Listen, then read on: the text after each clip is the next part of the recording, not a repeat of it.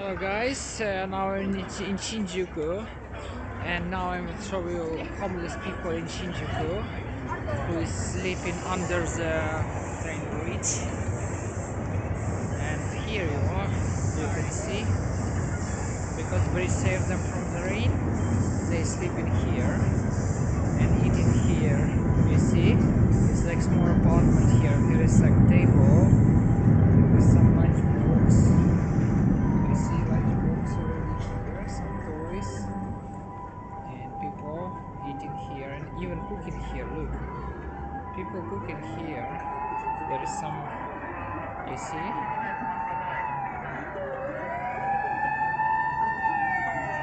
it's like kitchen and bicycle also here. Table, wow, it's like hippie, huh? Here is, you see, like they make small bed,